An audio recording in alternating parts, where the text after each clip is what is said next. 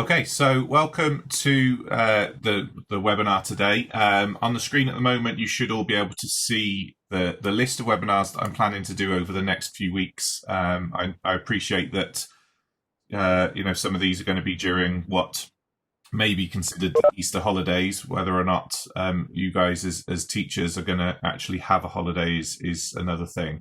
But I will be here. I will record the sessions. If I end up talking to myself, I'll try and make sure that all the videos are shared out as they have been, or they will be after today. So if you haven't joined in before, my name's Matt. I am Senior Lecturer at the University of South Wales, and today's session is going to be around creating ePubs. Now, I'm going to hit this from two angles, really, because I know I've got some of our students on the call who have been asked to create an assignment next week, I think it is, on how to put an ebook together based on some action research they've done. So this is a bit of a lesson that I would have done in uni live, but obviously we're not there. But also thought I'd take the opportunity to think about how you can use ePubs for creating things for your learners as well, be it now, if they've got access to certain types of technology, or definitely going forward. So I'm Matt. I've put some contact information on there. Thankfully, last time a few people took note of that and sent me some questions via email. More than happy to oblige to try to help people out as best I can.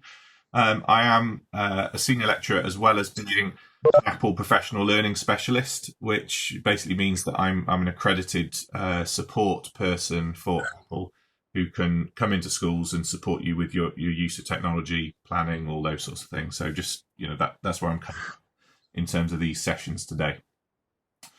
So let's get going. So today in this 30-minute webinar, we're going to be looking at how to create our ePubs, and we're specifically going to be using Pages for that. So Pages is Apple's version of Word. If you're used to using Word, this is Apple's version. And it offers a few additional tools, one being the ability to be creative with what you're putting together.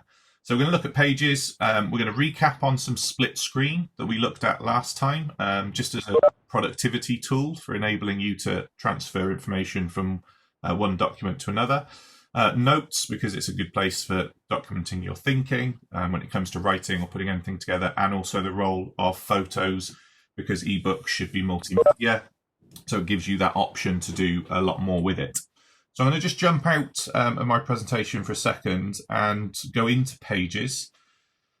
These are some books that I've created previously, and this is really just to give an overview of kind of what I'm going to be talking about in this session. This is a book that I've created for a school that I worked with a few months ago now, and they wanted to put together almost their whole scheme of work around plants as something that children could work on independently. This was an in-school activity, but obviously right now it probably works very well for doing things remotely as well.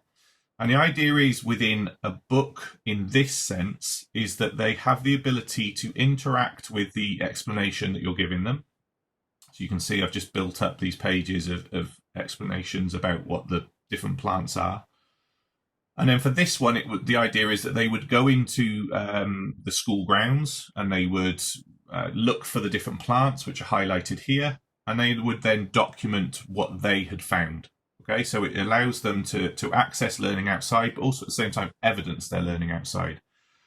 Now, each one of those squares or rectangles has the black plus next to it, and that means that as soon as they tap on that, they have the option here to add in photos that they've previously taken, or they can take a photo. So you're only going to see my desk at the moment, but you can imagine if we were outside, it would load up your camera, you would take the photo, you would use the photo, and then that would place that in that space. And then once you've collected the 4 different plants, you move on to the next activity, which is then to classify them. And in this case, all I would need to do is drag the pictures and place them into one or the other. So that's kind of the idea behind this as a working worksheet, really. It's kind of an enhanced worksheet in that sense. And that's what I've done throughout. There's different activities where I've set the activity for the students, but where this kind of takes technology to a different level, and why you would use technology in this way, is because it allows the learners to record their answers in a variety of ways. So for instance, on this one here, students could use a variety of tools to add in their answer. So on here we have photos or videos, and they could film themselves saying, this is my chosen seed. They could just record their voice. So if I tap on record audio, tap record, my chosen seed is a sunflower seed. Tap stop, tap insert, and then I can just add that in nice and easily into here. Take a photo of your seed, etc. And it goes on and on. That the whole idea is I've created a book that is interactive. So these are just shapes. Students can drag in, record voice talking about why they need those things. So we're adding that element of reflection for the learners. And then so on and so forth. So there's a bit of science in here in terms of doing some experiments. So lots and lots of different things that the learners would be able to do throughout the book. And this is just a workbook that they would use. Drawing page here. So if they tap on the plus, tap on drawing, draw a picture of the life cycle of a seed. I'm going to very roughly do this at the moment. This is going to be a watering can. And then the seed's going to sprout. You get the idea. So very, very easily that you're giving students a variety of ways of expressing their understanding using the technology. And that really is the purpose of the technology in the classroom, just to develop those things for the students. So that's that book. I'm going to come on to this one here. This is one for older children than that. This is, again, just a workbook, but again, you'll see exactly the same sort of style. This is a design technology workbook, often in keeping with science and technology as an area of learning. What is the purpose of their activity? They can add in photos, they can write directly on this, etc. Shows you here how they use the journal. And then, we're just giving opportunities for them to express themselves in ways other than just writing in a book, but still giving them a place where we can evidence everything. Now, you could do this with just your device in the class and take photos of their work, but then it leaves the teacher with the added responsibility of what do I do with all of those photos? In this way, you give the responsibility to the learners to track their own learning and do it in a way that suits them, but also still take advantage of the fact that you've got photos, videos, voice, audio, etc. The other brilliant thing here is if my students have added in some information here as the teacher, I can tap on plus, record audio. I think this is a really great piece of work. What I think you need to do to develop it is X, Y, Z. And there's my feedback in the lesson. I can just leave as an audio recording on their work, allowing them to, reflect on that at any point. But also it's evidence that I've given them that feedback live in the lesson as well. So again, we just continue through, and it's just lots and lots of pages built very, very quickly and easily. And I'm going to go through that in a second. That just allows the learners to collate everything in one place. So let's have a look at how you would actually build one of those. So I'm in Pages, like I said. In the top right corner, I've got a plus icon. I'm going to go ahead and tap on that plus. And Pages actually just received an update, I think 2 days ago, where they've brought out lots of new templates that you can use. So the new ones are all across the top, but as with most things like Word or Google, there are lots of templates. We're going to actually focus, though, on the books templates for this. So multimedia rich books that you can create. And for this activity as a workbook, I'm actually going to look at them in landscape view. And again, there's a variety of different styles in here that you can use. They all have different sort of fonts that they've got pre-built in there, different templates within it. So if I go ahead and tap on this one, which is a guidebook, it's just going to download that content onto my device. And this is just a template, okay? So what I get on the left-hand side are just some of the template pages. It's all Latin text that we can change, different layouts that you can use. And then at the very bottom, there's a small plus. If I tap on that, you'll see that I can get any of those pages as extra pages at any time. So what I'm going to do is think about my structure. So like I said, when we get started, we focus on whether we're making a workbook, which is what we're going to do first. I'm going to look at how we can showcase work afterwards. The first thing we need to do is get organized. So I've done a little bit of homework myself. So I've got myself organized. And in photos, I have got some photos of things that I'm going to create. My book today is going to be all about castles. So I've got some pictures of some castles that I've downloaded previously. Now the first thing I'm just going to point out is it's a lot easier to organize yourself in your photos album if you create an album of just the pictures you want. So I'm going to tap on the plus, go to the new album. I'm going to give it a name, which for this is going to be castles. And then I'm going to go through my library and just select those pictures that I want to add into that album.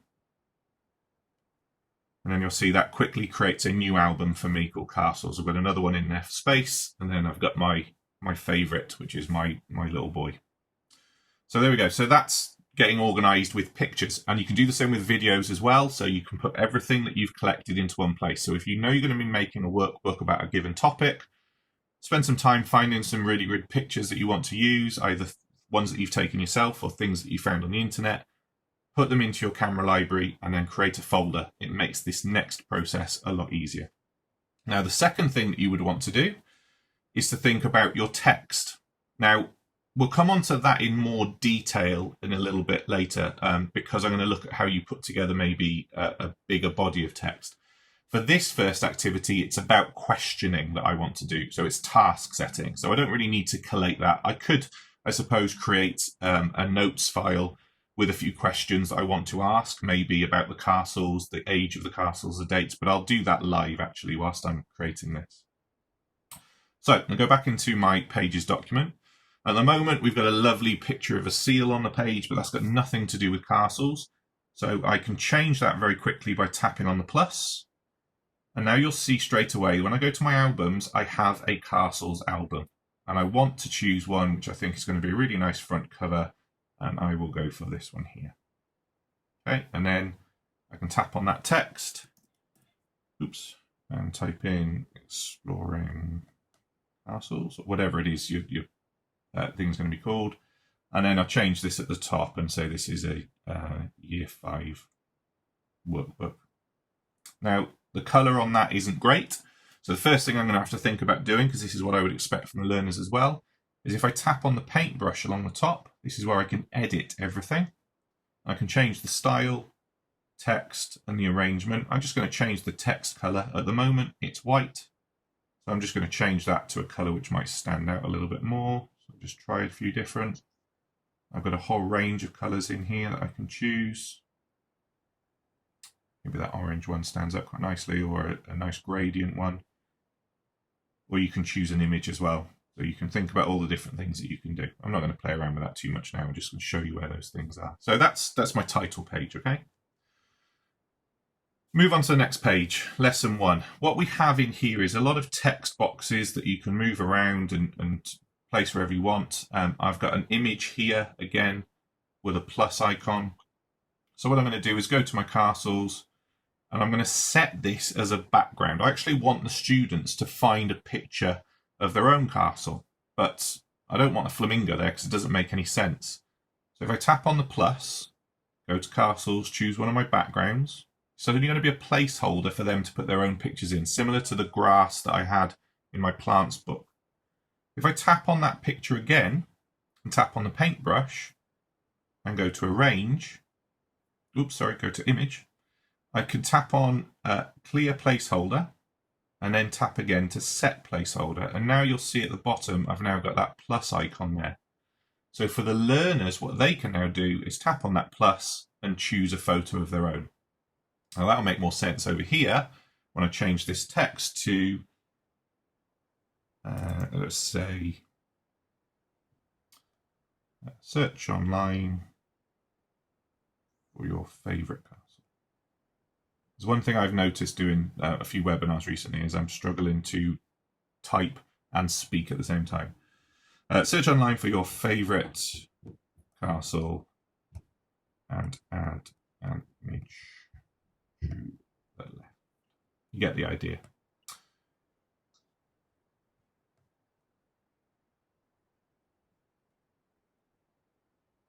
There we go. So I'm just going to use what's already there in terms of the template to just play around with that. And that's actually all I want to do. That's their first task. I'm going to change this to just say task 1. The other thing to add in here is the accessibility features. So I'm going to just highlight a couple of these things. If we're working with younger learners or learners that are new to English, so they might not understand the written text, there's a couple of ways that we can support them. And again, the benefit of using technology in the classroom for teaching and learning beyond just your coding curriculum or ICT is the added benefit it brings to the learning sequence. So a couple of things that I can do. First of all, if I go to plus, go to record audio, I'm just going to record myself saying exactly what I've said here. On this page, we want you to find your favorite castle. Search online for your favorite castle and then add that image to the left. Tap stop, tap insert, and add that as a sound bite alongside that text, allowing those learners to be able to just quickly access the task and then be able to carry out the task. Now, a second thing that you can do, if I select the text and highlight all of the text, I'm going to show you how I can get the device to speak back to me as well. So this is the reason why we record these, because obviously I think this is going to be beneficial to look back at later. If I come out of that and go to settings, you should be able to do this on any iPad at all. What I'm going to do is go to accessibility. Now, a couple of things to highlight here. Accessibility on the latest version of an iPad is in the left-hand column. If you've got an older version, accessibility is in general, and then it's in the right-hand column, and it'll say accessibility roughly around where it says date and time. So I'm going to go into accessibility, and I'm going to go to spoken content, and I'm going to choose speak selection and turn that on. I'm also going to go to highlight content, turn on highlight content. I'm going to choose just words, and I'm going to change the word color highlight to something that's, it's going to stand out on the screen, so it's green. And then I'm going to come out of that. Now, if I go back into my document, now when I select that same text, I get a new option that says speak. And if I tap on speak, you can see the green words going across the screen. Now, because I'm mirroring at the moment, it's not going to pick up the sound as well. But what's basically just happened is the device has spoken back to me. And it's highlighted each bit of text as it says the word. And I can also choose the speed of that read back to me as well. Another thing I can do to help some of your younger learners, if I select just one word, if I come over here, I also have the option to spell. Now, again, you're not going to hear this, but if I tap on spell, you can see the green letters going across and it will say the letters back to me as well. So we're sort of developing that independence of learners to be able to access anything and repeat that as many times as they want. So that's my first little activity there. I want you to find a castle, search for it online and add that in. Now, I don't actually want this next page. I'm gonna get rid of all of these pages. They're just templates, so they're not really relevant for what I'm going to do next. So the next page I want to add in, I'm going to actually go to a blank page. And on this page, I want the students to draw their own castle. So let's look at a few of the tools that we can use to add these things in. I'm going to tap on the add. I'm going to choose a shape. I'm going to make that shape nice and big on here. And it's actually going to be a drawing panel. So again, please just replay this video as many times as you want to just go over the processes if it's gone a bit too fast. I'm now going to make sure that that shape is selected. So I've got the blue dots around it. Tap on the paintbrush. I'm going to go to style. I'm going to turn on a border and I'm going to make the fill color lighter. So actually I'm going to go in and make that lighter again, just so it stands out so you can see that it is at the place where I'm going to draw. Make sure I've got the border turned on, just so it stands out a little bit. Then I'm going to tap plus again, add a text box. I'm just going to say in here, draw a picture of a castle. Now, I appreciate that this might not be your level in terms of who you're teaching, etc., but the concept is that you're just setting a task and then giving them a place in order to where they would put their work together. It could be a video of a science experiment, its task, and then space for them to present their work. Again, I'm going to make sure that that text is selected, come into my text. I might make the text a little bit bigger, might make it bold, and then just bring that down a little bit. Hello? And then I want to add in here the option to just give them the kind of key prompt. So I want them to be able to draw, and so I'm just going to highlight how they would get to that. So on my screen, I'm actually going to go to my drawing tool, and I'm going to just very badly write at the moment because I haven't got my stylus with me. Tap plus, and then go to drawing. And you can take your time doing this. I'm just conscious that I want to make sure I've got this on the screen for you so you can see what you're doing. So I'm just going to set the instructions. Now you could do that in text or anything.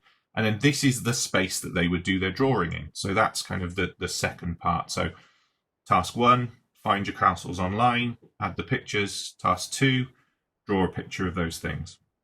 I'm going to go to another page now. So let's imagine that they've done some fantastic work in the classroom. Maybe they've built their own castle out of junk material and painted it. Here I want to kind of create something that's going to allow them to demonstrate that. So I'm going to add in another box. Again, I'm not going to go over all of the basics again. We know that we can change the color of the box by tapping on the paintbrush, and in style you can choose these different elements. So I'm just going to add in the instruction here, which is take pictures of the stages of your building, whatever it might be. Again, I might add an audio over the top of that, so it gives that extra accessibility for the learners. And then what I'm going to do to help scaffold that is this time I'm going to add in an image gallery. And what the image gallery allows them to do, just place this over here, is they can add in multiple pictures into one space. So really good for anything where they're doing design or something that takes a period of time and you want to see the process rather than just the end result. When they tap on plus, you can imagine that they might have taken photos of their build, their resources that they started with, how it looked after they created it, how it looked after they painted it, all of those sorts of things. They can take live photos. So again, if I just take a photo of my messy desk, I'm going to drop that picture in there.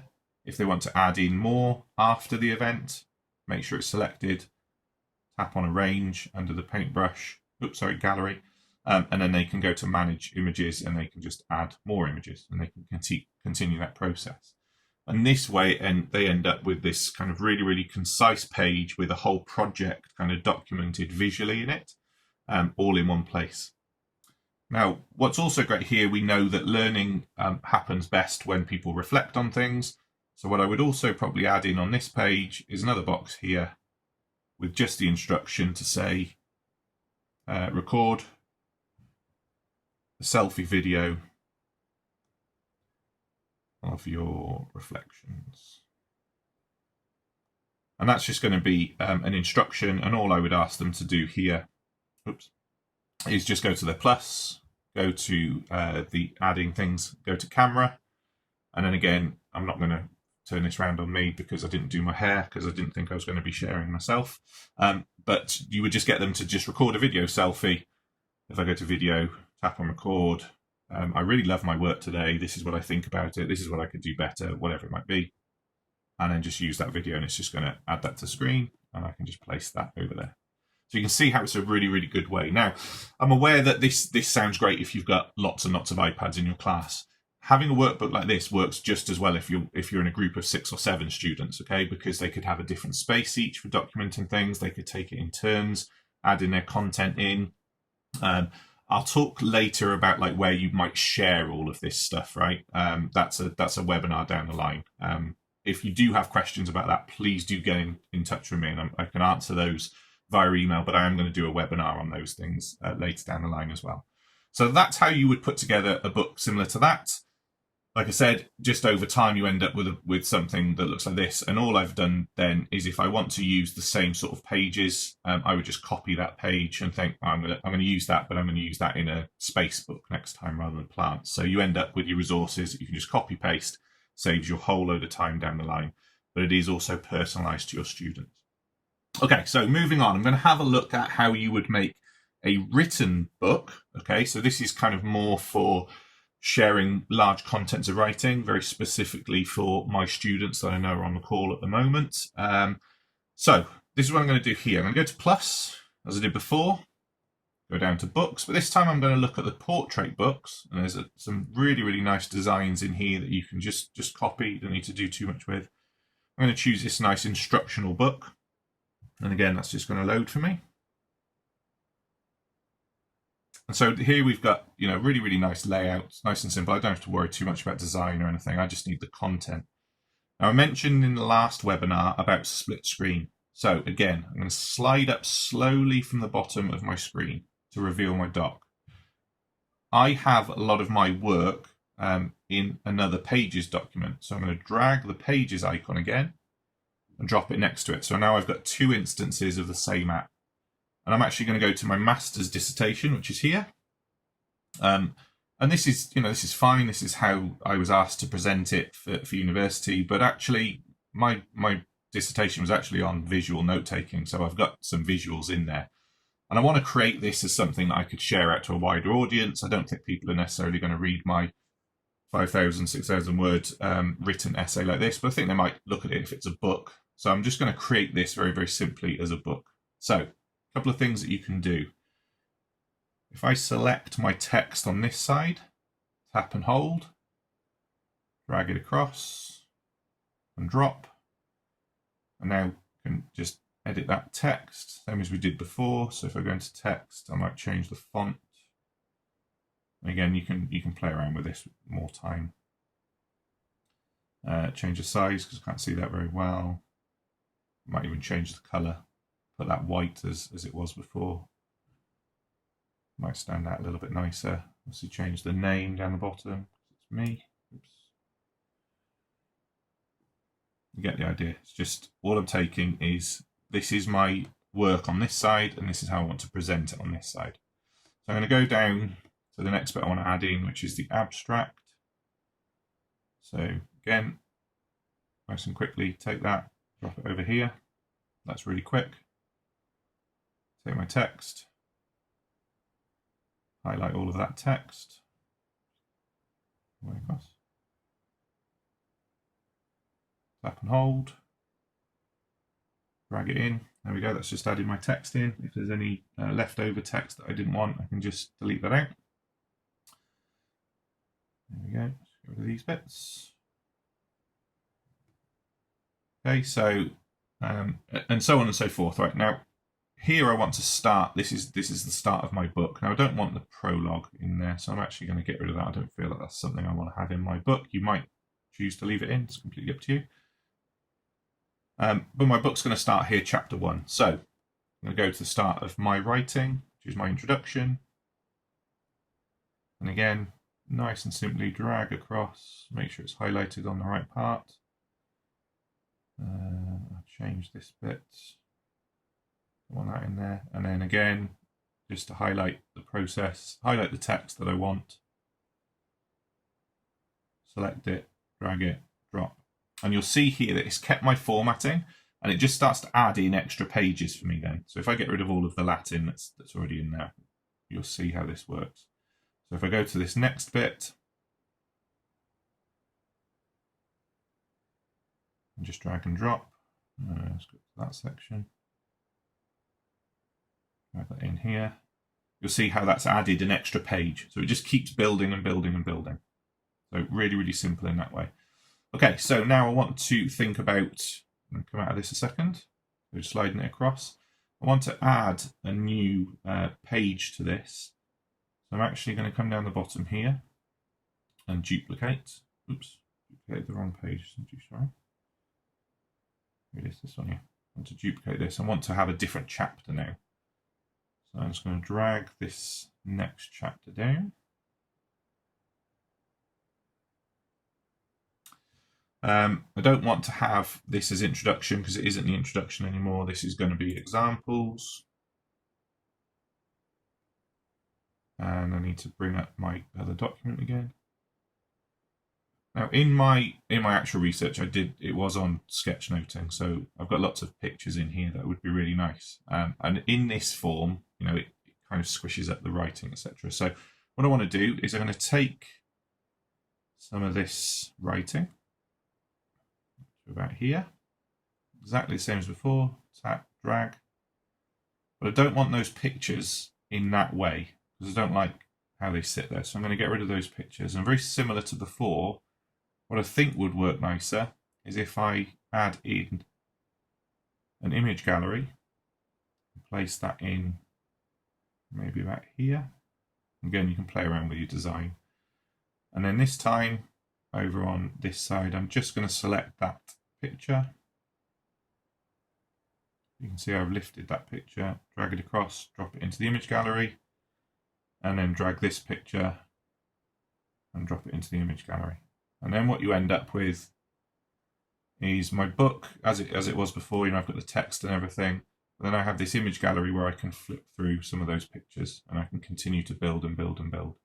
So that's really how simple it is to put your written work as a formal essay into something which might look a little bit more easy on the eye for sharing out to people, which is the task which I've set for our students in university. So that really is as simple as it is. I take the stuff from one place to another. Now, if I want some of those pictures to be added in, if I go back to where I had my image library, if I want them to be added in from my camera library, I take the photos, drop, find some pictures. Here we go. You can be a star in my book. Drag the picture. Again, I've got hold of it. Drop it over here. And then it will add that into that as well. So again, this is how that multitasking kind of approach. Side on the right is where I've got my stuff. Side on the left is where I want to put it. Again, purpose of the video today is that you'll be able to look at that in your own time. So like I said, just to recap, Pages and ePubs, lots and lots of templates with layouts that will help you. Adding the content through split screen, just by simply dragging stuff over. So if you've got your work as a worksheet in Word or in Google or any of those things, and you want to put it into Pages, set up your template on the left and have your content on the right, and then just move it across it and move it around as you need to. Final thing then is to look at exporting. So how do we share that stuff? So we want to export it as an ePub.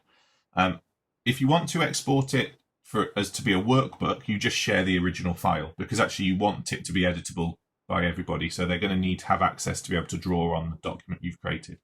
So we're going to have a look at how we would export it as an ePub if you wanted to share it wider. So if I come back into my book here, not that there's much content in it, very, very simply, top right where the three dots are, that's your more.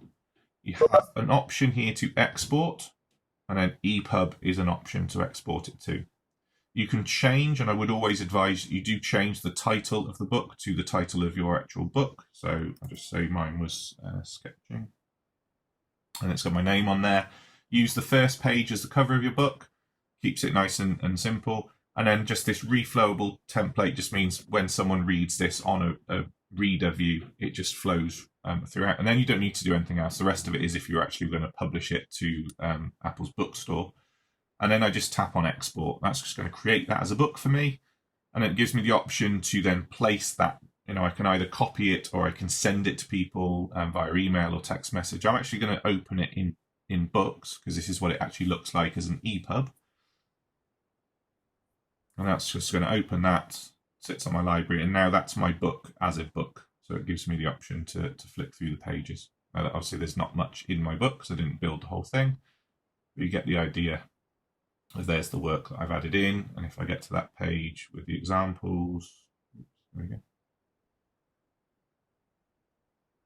Oh, it hasn't actually copied those bits across. Live demos, honestly. Whenever you do a live demo, one thing always goes wrong. Okay, you get the idea though. That's how I've exported it. If I wanted to just export that as a workbook, so if I go back to the castles one I made, even easier, three dots, and then share. And then you get the options to share that in a variety of ways, depending if you're using Seesaw or Showbie or any of those things. A really, really quick, easy way to share it to your students to put onto their devices. So really, that's it in terms of how to create an ePub and why you would create an ePub. If you want to learn more, there's a couple of things that you can do. I would always recommend the Apple Teacher Learning Center. Just search for that on Google, and you'll come up with an option to join Apple Teacher. There are some quizzes and things that you can do, but there's also just an overview guide of how to use Pages. Again, you can learn that in your own time. We do run the South Wales Apple Regional Training Centre out of the university. And obviously, at the moment, it's on shutdown, so we don't have any live sessions. But you can follow us, and there are sessions there. Or please follow me on Twitter, and I will do whatever I can to help people and answer any questions they might have on anything. So that's it for the session. Not as rushed as yesterday. So I'm actually just going to open it up if anybody wants to ask any questions. Now, this is where it can get a little bit chaotic. I'm going to unmute everybody. If you all shout at once, we won't be able to hear anything. There is also the chat window. If anyone does have any questions, then I'm here for a few more minutes if people want to ask anything. So we'll see how this works if I just unmute. There we go. Now, if you don't want to ask a question, you can just mute yourself. But if you did have a question, if you just stay unmuted, you can just ask away. As everyone's busy muting themselves.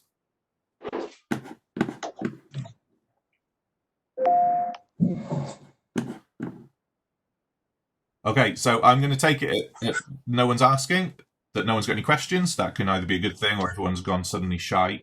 My students that are on the call, I know that you never have any questions because I always ask the same question at the end of a lecture and no one asks me any questions. I'll go back to that first slide with my contact details. If you do have a question, please do get in touch. Twitter or my email address is on there. Please do drop me a question. I will get back to you as quick as I can with any questions you might have on the subject. But just to finish saying, thank you very much for joining in. If it's been useful, I'll send you the recording and you can by all means send it on to colleagues as well. Next session is next week, planning lessons with technology. So if you're happy to join in, I will see people next week. Stay safe and have a lovely weekend.